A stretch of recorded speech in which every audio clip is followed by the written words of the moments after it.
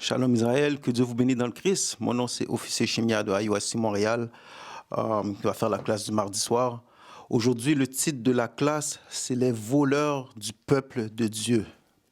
Les voleurs du peuple de Dieu. Alors on profite de l'actualité pour dévoiler les vérités selon la Bible. Ok? Donc c'est de ça qu'on va parler, les voleurs du peuple de Dieu. On va commencer rapidement avec Daniel 11, verset 14. Daniel chapitre 11 et le verset 14. Comme vous savez, Daniel, c'est un livre prophétique. Donc, il y a beaucoup de choses prophétisées dans le livre de Daniel et on va lire une des choses qui était prophétisée. Daniel 11, verset 14. Le livre de Daniel, chapitre 11 et le verset 14. En ce temps-là, beaucoup s'élèveront contre le roi du Sud. Lis. Et les voleurs de ton peuple. Et les voleurs de quoi? Et les voleurs de ton peuple. Et les voleurs de ton peuple, lis. S'élèveront pour accomplir la vision. S'élèveront pour accomplir les visions. Les voleurs de ton peuple, c'est qui ça? C'est ceux qui ont volé l'identité du peuple de Dieu. C'est ceux qui ont volé la terre de Dieu. Ok, ce sont eux les voleurs du peuple de Dieu. Alors c'est ça le titre de la classe aujourd'hui, les voleurs du peuple de Dieu. Pourquoi c'est un vol? Parce que l'identité du peuple de Dieu a été volée aujourd'hui. Les gens ne savent pas aujourd'hui qui est le peuple de Dieu. La terre de Dieu n'appartient pas au peuple de Dieu aujourd'hui. OK?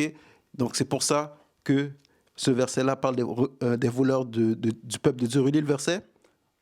Daniel 11, verset 14.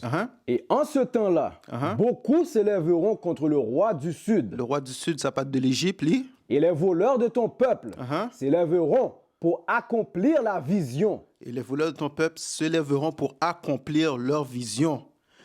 Ils ont une vision qu'ils veulent accomplir, mais la vision va échouer. Tu avais fini de lire le verset complet? Non.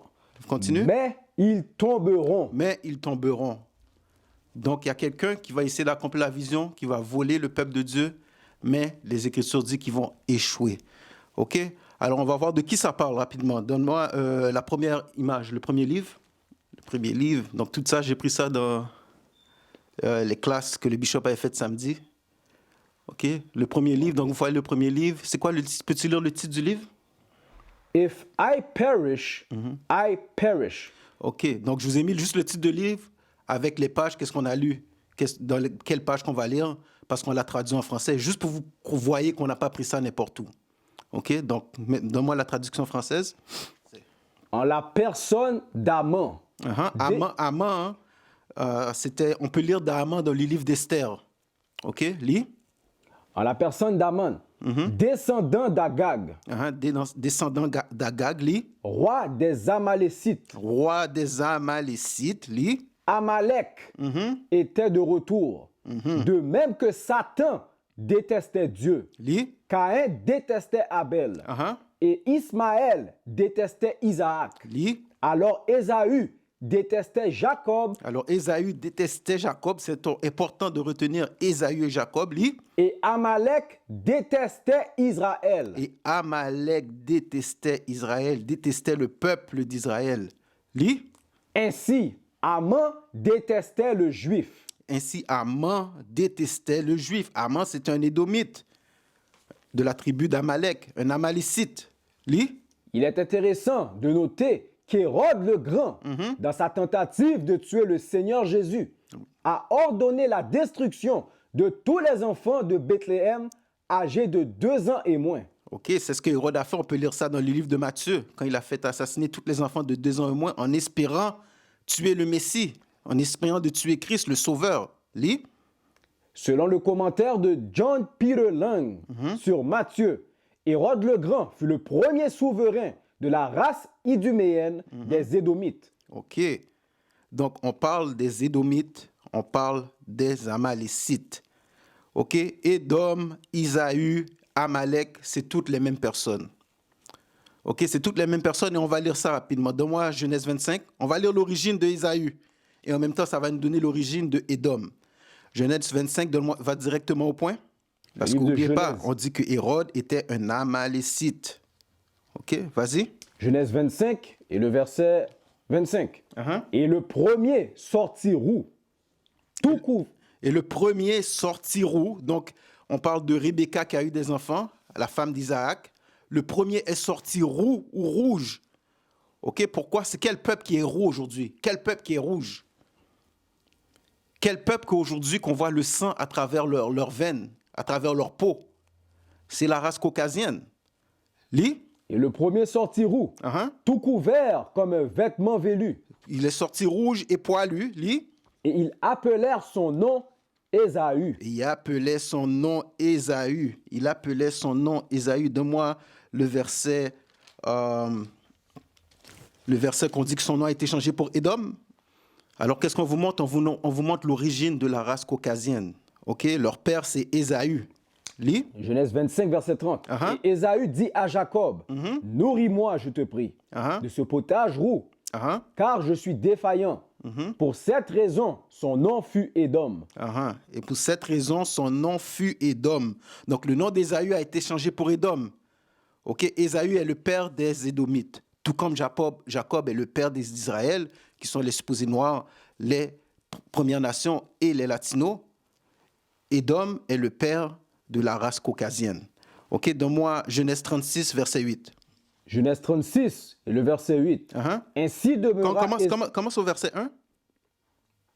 Genèse 36, verset 1. Or, ce sont ici les générations d'Ésaü. OK, ça, ce sont les générations d'Ésaü, lis. Qui est Édom. Qui est Édom. Verset 8. Verset 8. Ainsi demeura Ésaü au mont Séir. Ésaü demeura dans le mont Séir, lis. Ésaü est Édom. Ésaü, c'est Édom, lis. Et voici les générations d'Ésaü, le père des Édomites, sur la montagne de Séir. Sur la montagne de Séir. Il y a une raison pour laquelle on mentionne toujours la montagne de Séir. Parce que ça en fait référence plus tard dans la Bible, comme ça on sait de qui ça parle. Va au verset 12. Verset 12. Et Timna était concubine d'Éliphaz, fils d'Ésaü. Et elle enfanta à Éliphaz Amalek. Elle enfanta qui à Éliphaz? Et elle enfanta à Éliphaz Amalek. Et elle enfanta Amalek. Lis. Ceux-ci furent les fils d'Ada, la femme d'Ésaü. OK, alors on a lu dans l'image, dans le livre tout à l'heure, que Hérode est un Amalécite. Ça veut dire qu'il est un descendant de Amalek et un descendant de Ésaü. OK? Donc on vous notifiez c'est qui Amalek selon la Bible. OK? Donne-moi la prochaine image, s'il te plaît. Who is Esau Edom? OK, donc le livre, c'est qui est Ésaü, qui est Édom. OK? Donc on vous montre encore l'image pour que vous voyez qu'on ne prend pas ça n'importe où. C'est dans un livre qu'on a appris, mais on vous a fait la traduction française parce que la classe est en français. Lis la traduction. C'est la postérité d'Ésaü qui a détruit la nation de Juda et usurpé le nom de Juif. Et qui a usurpé le nom de Juif. Lis. Il peut y avoir une justification pour l'idée que la postérité d'Ésaü est devenue les premiers jésuites qui ont été appelés juifs, mais dont l'ordre a persécuté les judaïtes d'Espagne. OK, de quoi ça parle? Ça parle qu'on nous a chassés d'Espagne. OK, quand nous étions en Espagne, quand vous ne savez pas, quand ça parle des morts, quand ça parle des gens qui régnaient en Espagne, ça parle de nous. OK, c'est de nous que ça parle. Donc là maintenant, relis la dernière partie. Il y aura une justification. Il peut y avoir une justification pour l'idée que la postérité d'Ésaü est devenue les premiers jésuites. Que la postérité d'Ésaü est devenue les premiers jésuites. Lis. Qui ont été appelés juifs. Relis à partir du début, c'est la postérité d'Ésaü. C'est la postérité d'Ésaü qui a détruit la nation de Juda et usurpé le nom de Juif. Et usurpé le nom de Juif. Rappelez-vous, le titre de la classe, c'est les voleurs du peuple de Dieu. C'est-à-dire, il y a quelqu'un, un peuple, qui a usurpé le nom du peuple de Dieu. Qui a usurpé le nom de Juifs, qui ont pris ce nom-là comme étant eux autres. Et ce livre-là dit que c'est devenu les premiers jésuites, qu'ils étaient appelés des Juifs. Et ils ont persécuté les judaïtes, c'est-à-dire les vrais Juifs qui se trouvaient en Espagne. Pourquoi? Pour les détruire, pour voler leur identité. Il y a des classes sur ça, allez voir les classes qui parlent de ce sujet-là, mais ce n'est pas le sujet de la classe aujourd'hui. OK, donne-moi la prochaine image. Arthur Koestler. OK, Le livre Arthur Koestler, la 13e tribu en français. OK? C'est un livre que tout le monde doit avoir, ça, si vous voulez connaître la vérité. Cela a été écrit avant que toute l'étendue de l'Holocauste ne soit connue. Alors ça, c'est dans la page 16 du livre. OK? Lis. Mais cela n'altère pas le fait que la grande majorité des Juifs survivants dans le monde est d'Europe de l'Est. OK, la majorité des Juifs survivants viennent d'Europe de l'Est. Lis. Et donc peut-être principalement d'origine khazare. On dit qu'ils sont d'origine khazare principalement. Lis. Si tel est le cas, cela signifierait que leurs ancêtres ne venaient pas de la Jordanie. En passant, Arthur Koestler, c'était un supposé juif aussi. Hein? Et on l'a assassiné pour avoir écrit ce livre-là. OK? Lis. Si tel est le cas, cela ne signifierait pas que leurs ancêtres ne venaient pas de la Jordanie, On dit que leurs ancêtres ne viendraient pas de la Jordanie. Lis. mais de la Volga, Uh-huh. non pas de Canaan, Non pas de Canaan, ça veut dire de la terre promise. Lis. mais du Caucase. Mais du Caucase, de les montagnes de Caucase en Géorgie, en Russie.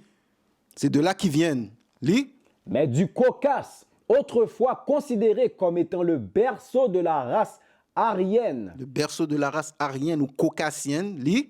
et que génétiquement, ils sont génétiquement plus étroitement liés aux tribus Huns, Mhm.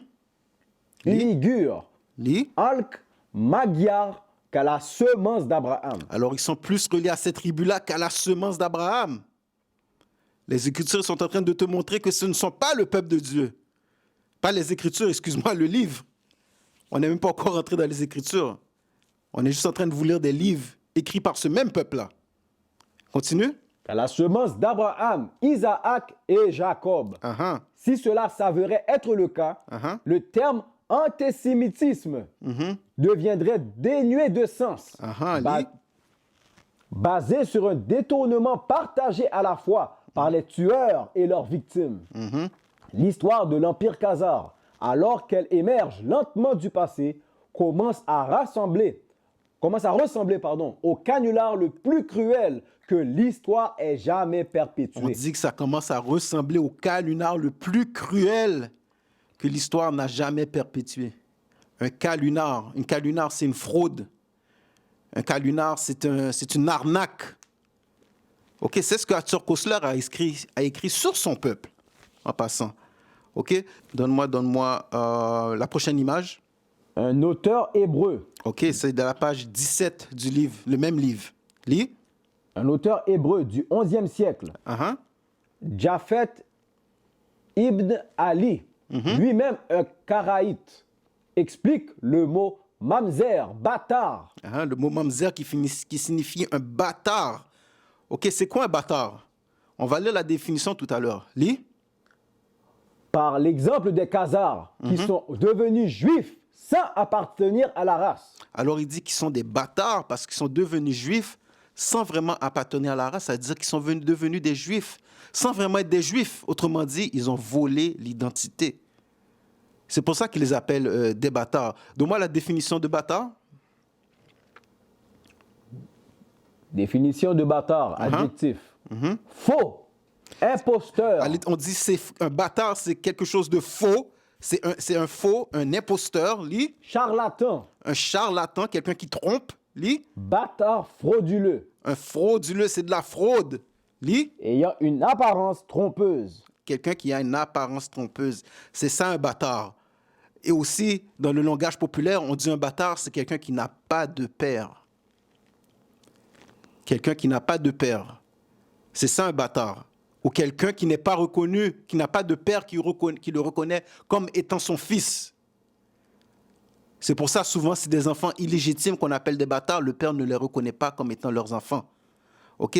Donne-moi Zacharie 9, le verset 6.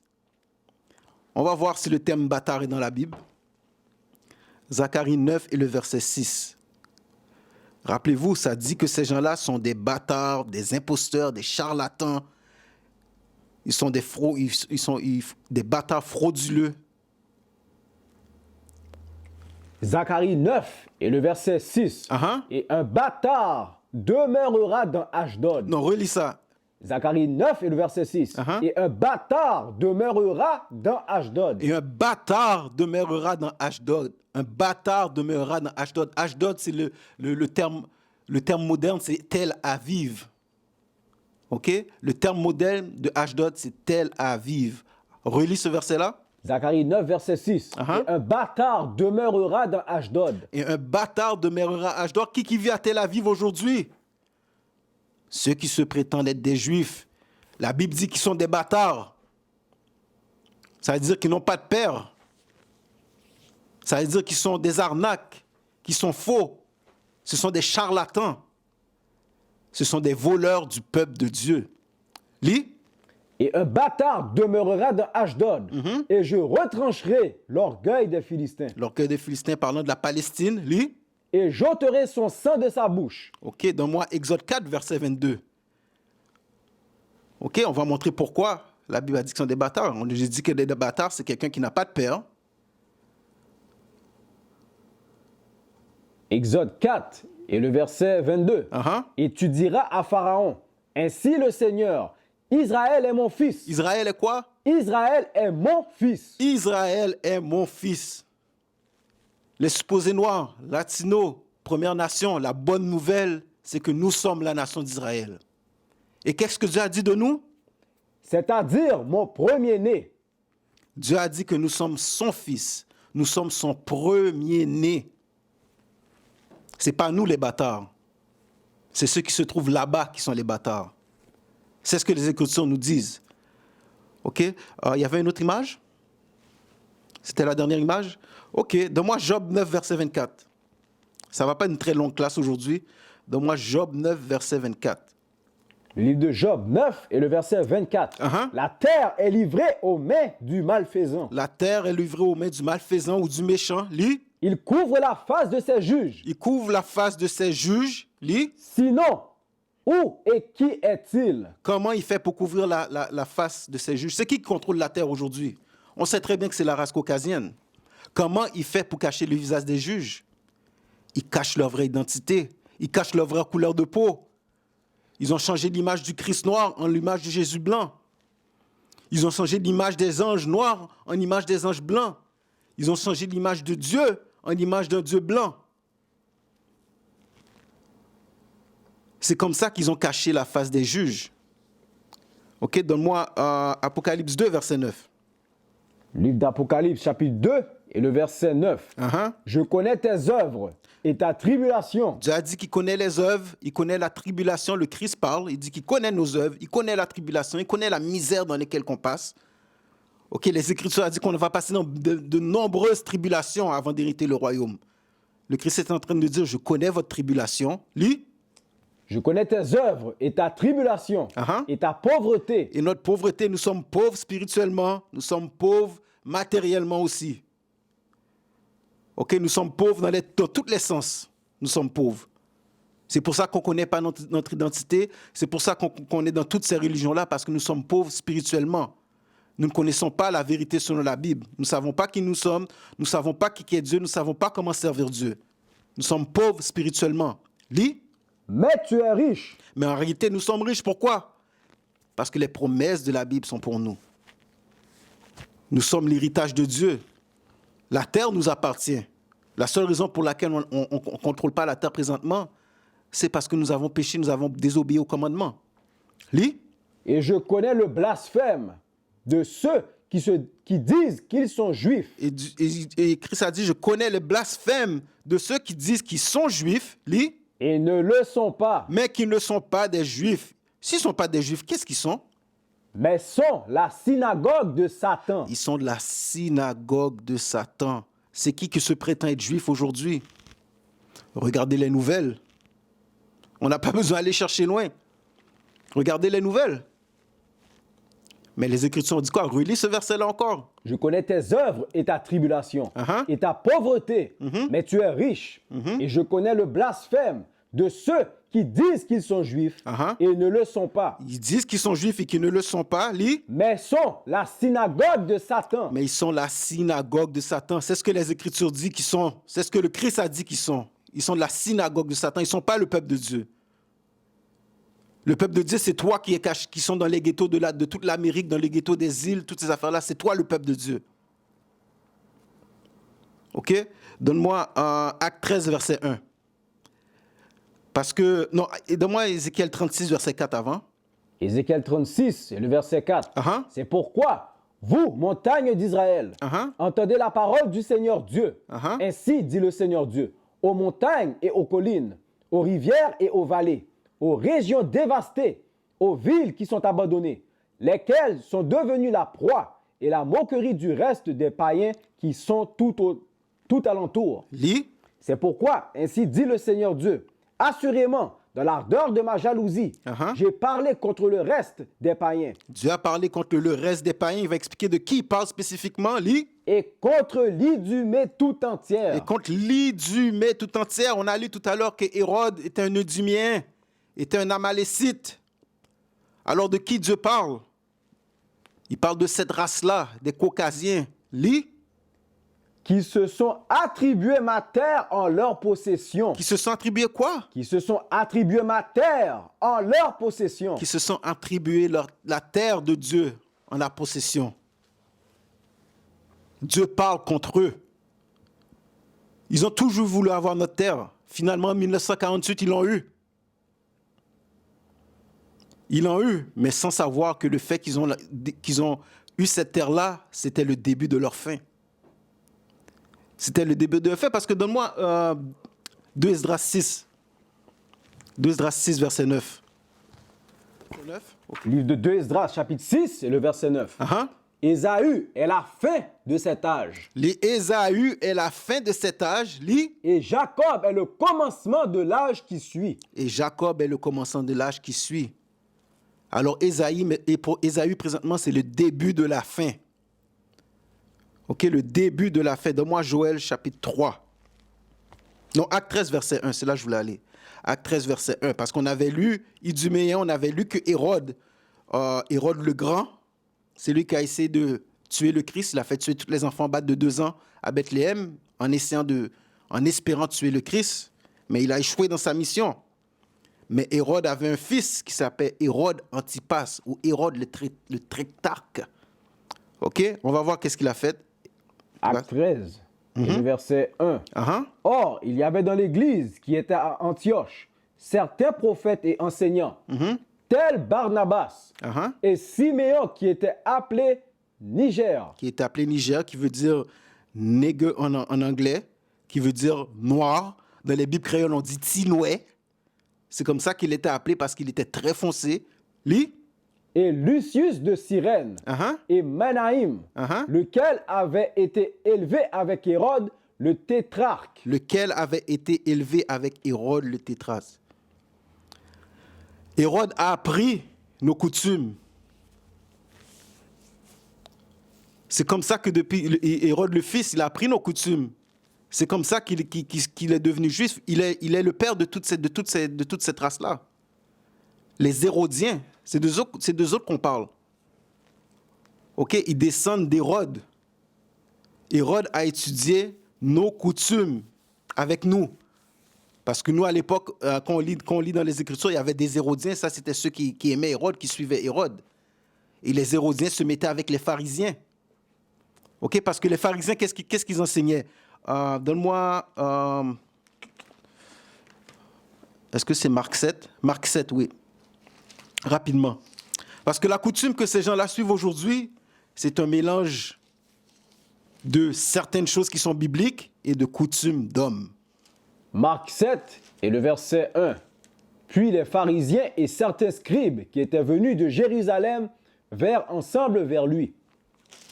Et lorsqu'ils virent que quelques-uns de ses disciples mangeaient du pain avec des mains souillées, Uh-huh. c'est-à-dire des mains non lavées, ils trouvèrent à redire. Uh-huh. Car les pharisiens et tous les juifs ne mangent pas à moins qu'ils ne lavent souvent leurs mains. OK, parce qu'ils ne mangent pas à moins qu'ils se lavent les mains. OK, quand on regarde aujourd'hui des vidéos d'eux autres, de leurs coutumes, tu les vois toujours partout où ils vont, dans leur restaurant, les choses, il y a un genre de robinet pour qu'ils lavent leurs mains. Parce qu'ils ne peuvent pas manger sans laver les mains. Je ne dis pas que ce n'est pas bon de laver ses mains avant de manger. Mais ce n'est pas un commandement de la Bible. OK, mais eux autres, ils en font un commandement, comme les pharisiens le faisaient. C'est pour ça que quand j'ai dit ils ont été dans les écoles ensemble, Hérode a été dans les écoles des Juifs, il a appris nos coutumes. Et aujourd'hui, leurs coutumes, c'est un mélange un peu de vérité dans la Bible avec un paquet de coutumes d'hommes, comme toutes les autres religions d'ailleurs. Parce que la religion protestante a un peu de vérité là-dedans, mais le reste, c'est toutes des coutumes d'hommes. La même chose pour le catholicisme, la même chose pour l'adventiste, témoin de Jéhovah, etc. Continue. Car les pharisiens et tous les juifs ne mangent pas à moins qu'ils ne lavent souvent leurs mains, OK, ils ne mangeaient pas à moins qu'ils ne lavent souvent leurs mains. Continue. retenant la tradition des anciens. Retenant la tradition des anciens. C'est ça le judaïsme aujourd'hui. Tradition d'hommes mélangée avec de la sorcellerie et puis avec un peu de la Bible. OK? Ils ne sont pas la vérité sur la Bible, ce n'est pas le vrai peuple de Dieu. OK, donne-moi Joël 3, verset 1.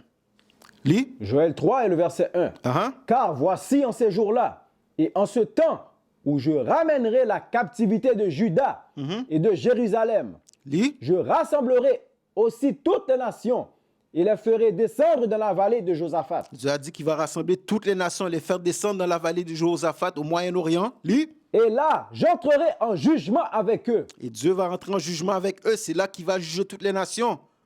C'est pour ça qu'on voit la guerre là-bas qui se passe, qu'on voit que tout le monde s'en mêle. Tranquillement, Dieu est en train de rassembler les nations là-bas. Lis. Et là, j'entrerai en jugement avec eux Uh-huh. pour mon peuple et pour mon héritage, Pour- Israël, Pour son peuple, pour son héritage, Israël, lis, lequel ils ont dispersé parmi les nations. lequel ils ont dispersé parmi les nations. Ils nous ont dispersés parmi les nations. Donne-moi Isaïe 34, verset 8. C'est pour ça qu'il y a de la guerre là-bas. La controverse de Sion, la cause de Sion, c'est pourquoi? Parce que le vrai peuple de Dieu n'est pas là-bas. C'est parce que le vrai peuple de Dieu n'occupe pas la terre qui leur appartient. C'est ça la controverse. C'est pour ça qu'il y a toujours la guerre là-bas. C'est pour ça qu'il n'y aura jamais de paix là-bas tant que le peuple de Dieu ne sera pas rétabli là-bas. Lis. Isaïe 34 et le verset 8. Uh-huh. Car c'est le jour de la vengeance du Seigneur Car sur les jours de la vengeance du Seigneur, on parle de la Troisième Guerre mondiale, lis. et l'année des rétributions. Et l'année des rétributions, des récompenses, ça veut dire Dieu va donner les jugements comme on a lu dans Joël chapitre 3. Lis. Pour la cause de Sion. Pourquoi? Pour la cause de Sion. Pour la cause de Sion. Juste au cas où que quelqu'un dit non, non, Sion, c'est pas ça. Donne-moi 1 Roi 8, verset 1. On va voir c'est quoi Sion. Le livre de 1 Roi, chapitre 8 et le verset 1. Uh-huh. Puis Salomon assembla les anciens d'Israël et tous les responsables des tribus, les chefs des pères, des enfants d'Israël, auprès du roi à Jérusalem, afin qu'ils puissent transporter Auprès du roi où? auprès du roi à Jérusalem, Auprès du roi à Jérusalem. Lis. afin qu'ils puissent transporter l'arche de l'alliance du Seigneur, Uh-huh. de la ville de David, qui est Sion. Donc Jérusalem, c'est Sion. OK, retourne dans Isaïe 34, verset 8. Isaïe 34 et le verset 8. Car c'est le jour de la vengeance du Seigneur et l'année des rétributions pour la cause de Sion. Et l'année de rétribution pour la cause de Sion. Tout ce qui se passe sur la terre, c'est à cause de nous. Et c'est ça qu'on doit réaliser. Tout ce qui se passe, c'est à cause de nous parce qu'on n'est pas où ce qu'on devrait être. Donne-moi Zacharie 12, le verset 1. Zacharie chapitre 12. Et le verset 3, excuse-moi. Zacharie 12, verset 3. Uh-huh. En ce jour-là, je ferai de Jérusalem une pierre pesante pour tous les peuples. Uh-huh. Tous ceux qui s'en seront chargés seront mis en pièces, Lis. bien que tous les peuples de la terre s'assembleront contre elle. OK, présentement, c'est Ésaü qui quoi? Qui a la terre depuis 1948. Les Palestiniens étaient là avant, mais ils sont venus en 1948. Et regardez les images. Depuis ce temps-là, le territoire palestinien diminue de plus en plus, bien que ça n'appartienne ni à l'un à l'autre. Mais tout ça se produit pourquoi? Pour révéler qui est le diable sur la terre. C'est pour ça que ces choses-là arrivent. Pour révéler qui est le diable sur la terre. OK, donne-moi Zacharie 14. Zacharie 14 et le verset 1. Uh-huh. Voici le jour du Seigneur vient et ton butin sera partagé au milieu de toi. Et ton butin sera partagé au milieu de toi. Ça veut dire la terre de Dieu sera partagée. Elle est partagée par qui aujourd'hui? Un côté, tu as ceux qui se prétendent juifs, les Israéliens, tu as l'autre côté, les Palestiniens. Ce qui montre que le peuple de Dieu n'est pas là-bas. Lis. Car j'assemblerai toutes les nations en bataille contre Jérusalem. Hein, Dieu va rassembler toutes les nations en bataille contre Jérusalem. Lis. Et la ville sera prise, les maisons seront pillées, les femmes violées, et la moitié de la ville s'en ira en captivité. Uh-huh. Mais le reste du peuple ne sera pas retranché de la ville. Lis. Et le Seigneur sortira et combattra contre ces nations. Qu'est-ce que Dieu va faire? Et le Seigneur sortira et combattra contre ces nations. Dieu va combattre contre toutes les nations. C'est pour ça qu'il les amène là-bas au Moyen-Orient. Lis. Comme lorsqu'il a combattu au jour de la bataille. Comme lorsqu'il a combattu au jour de la bataille. Tout ça, c'est des prophéties bibliques. Retourne dans Joël chapitre 3.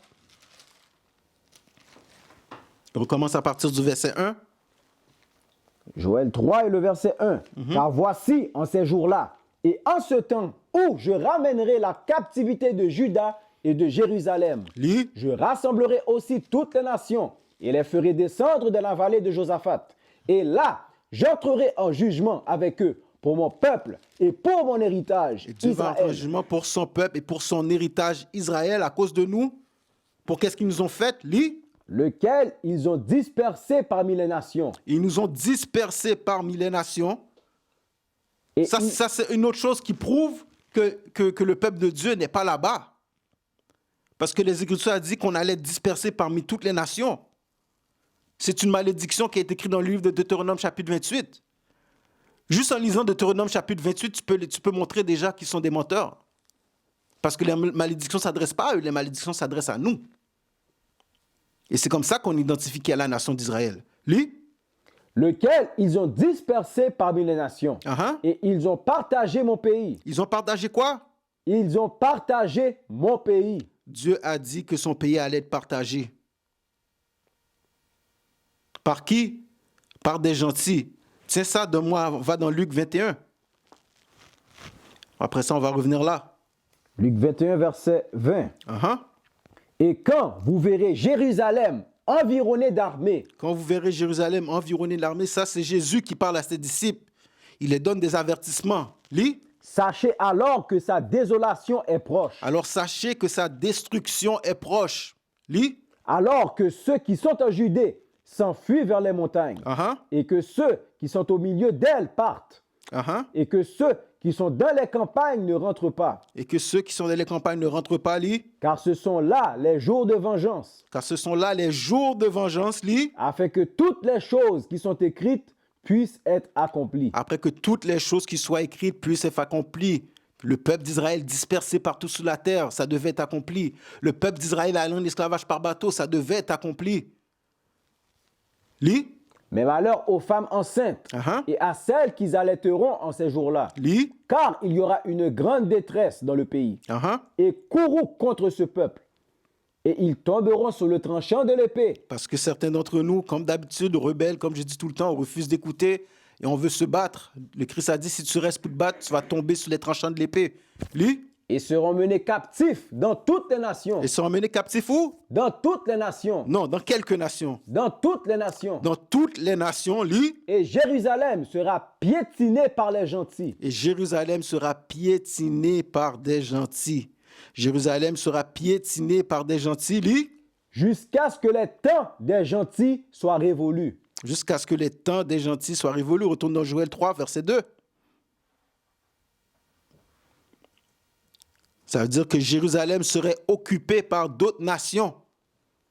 Joël 3 et le verset 2. Uh-huh. Je rassemblerai aussi toutes les nations et les ferai descendre dans la vallée de Josaphat. Uh-huh. Et là, j'entrerai en jugement avec eux pour mon peuple et pour mon héritage, Israël, lequel ils ont dispersé parmi les nations. Ils nous ont dispersés parmi les nations. Comment? Par l'esclavage.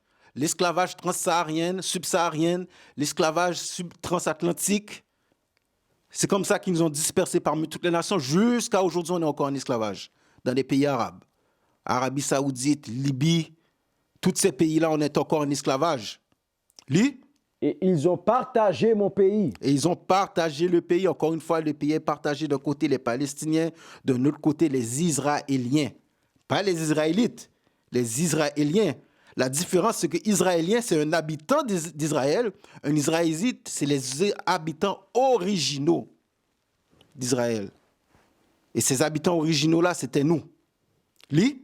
Ils ont tiré mon peuple au sort Uh-huh. et ont donné le jeune garçon pour une prostituée et ont vendu une jeune fille pour du vin. C'est ce qu'ils faisaient avec nous. Ils nous prostituaient, ils nous faisaient coucher avec nos sœurs, faisaient coucher avec nos mères.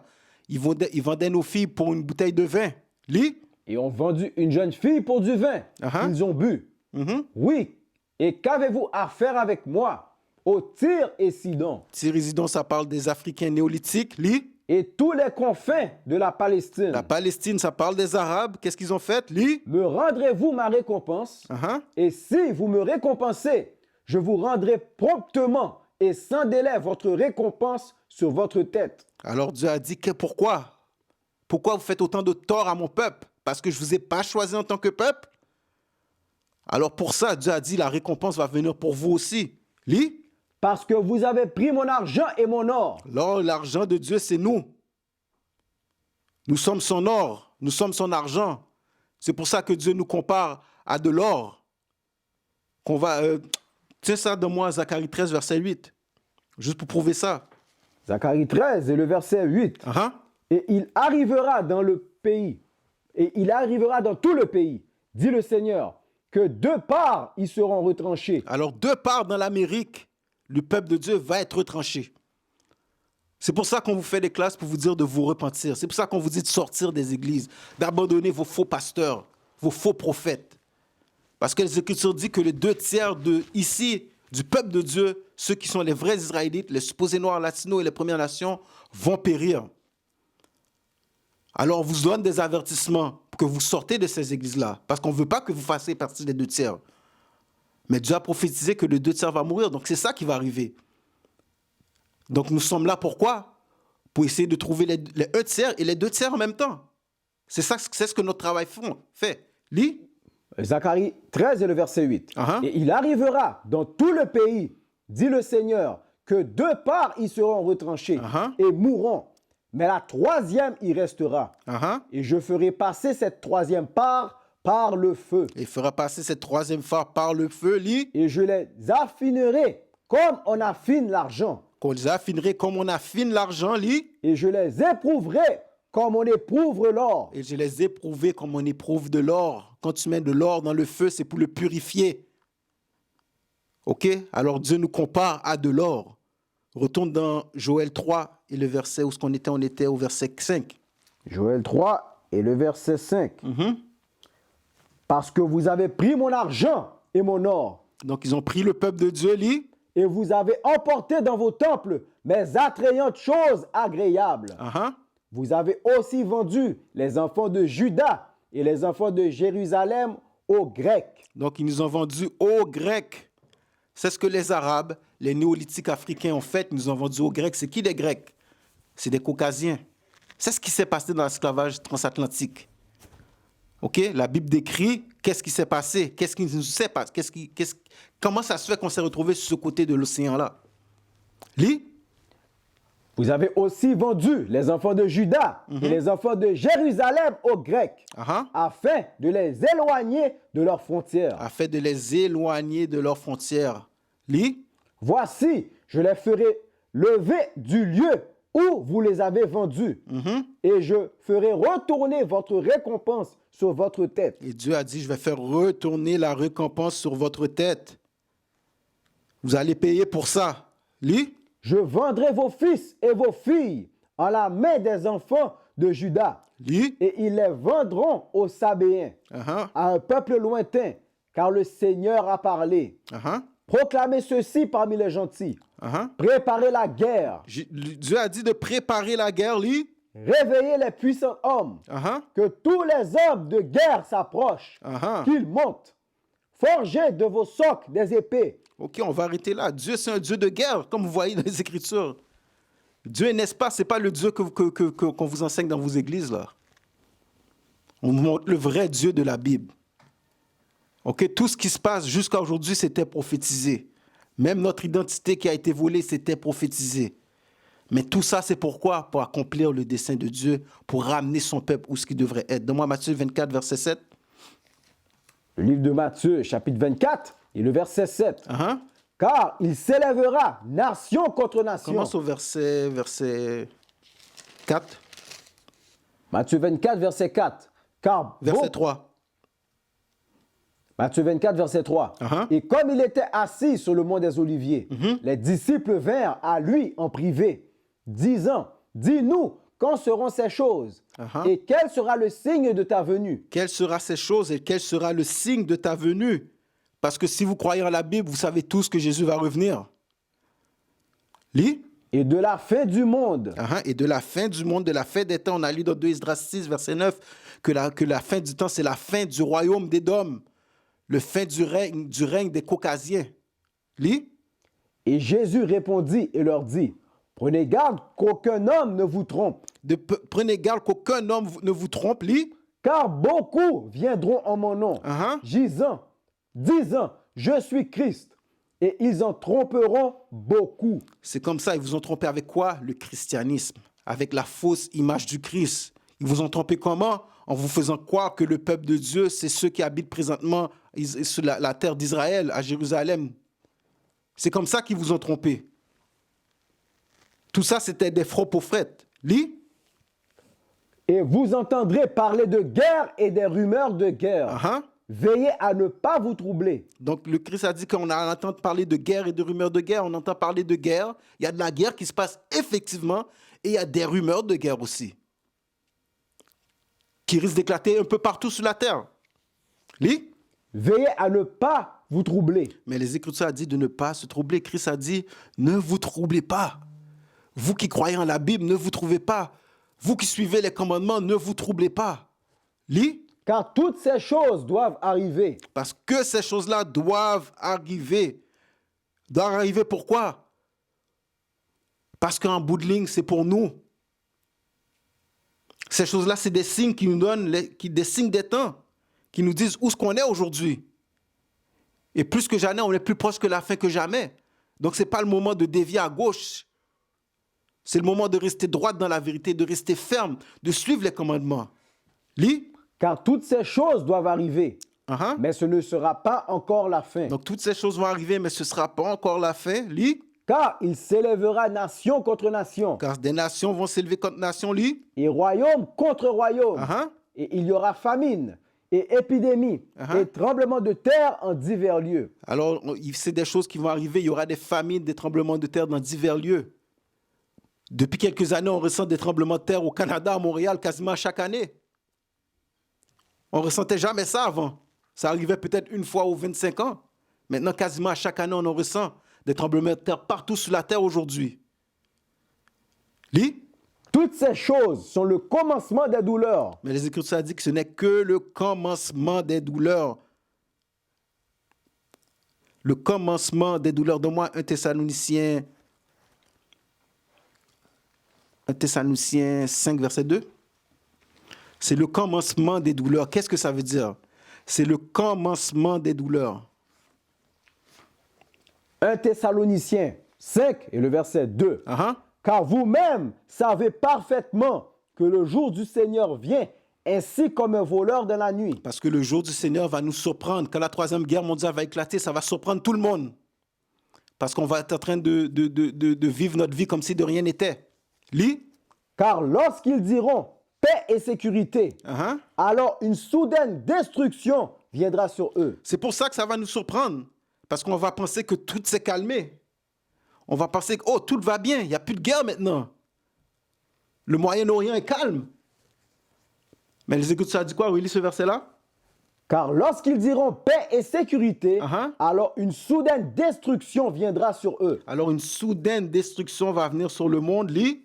Comme les douleurs d'une femme enceinte en travail. Comme les douleurs d'une femme enceinte en travail. Qu'est-ce que ça veut dire? Ça veut dire exactement ça. Que ça va commencer, ça va se calmer, ça va reprendre. Et plus que ça va avancer, ça va reprendre à des fréquences élevées. Jusqu'au jour où l'enfant naît, où la troisième guerre mondiale éclate. Lis. et ils n'échapperont pas. Uh-huh. Mais vous, frères, vous n'êtes pas dans l'obscurité pour que ce jour-là vous surprenne. Alors ce jour-là ne va pas nous surprendre. Dans le sens, qu'est-ce qui ne va pas nous surprendre? Quand j'ai dit oui, on va être surpris quand ça va t'arriver, mais ça ne va pas nous surprendre dans le sens parce qu'on va être en train de suivre et de garder les commandements. Si tu ne gardes pas les commandements, ça va te surprendre. Lis. Mais vous, frères, vous n'êtes pas dans l'obscurité pour que ce jour-là vous surprenne comme un voleur. Uh-huh. Vous êtes tous des enfants de lumière Lis. et des enfants du jour. Nous ne sommes pas de la nuit, Uh-huh. ni de l'obscurité. Lis. Par conséquent, ne dormons pas, Ne dormons pas. Lis.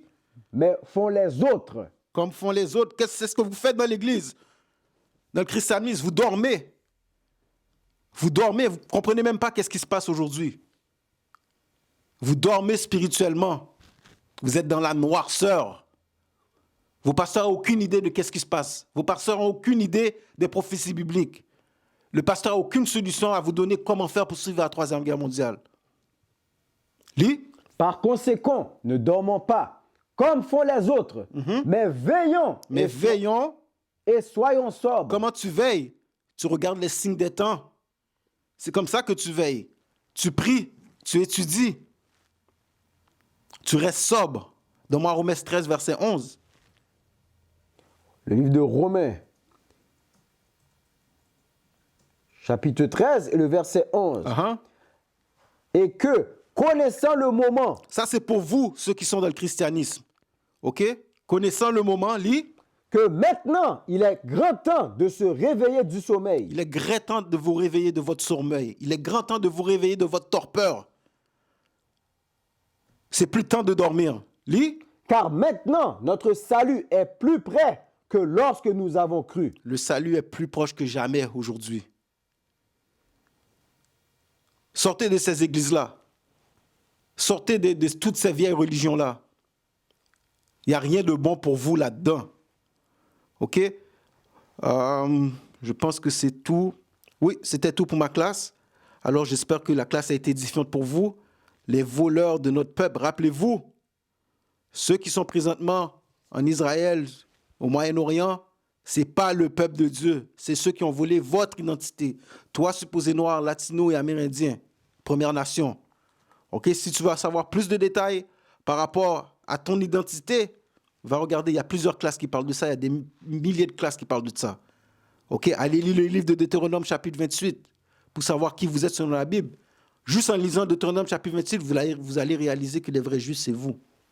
Si vous avez un petit brin de compréhension.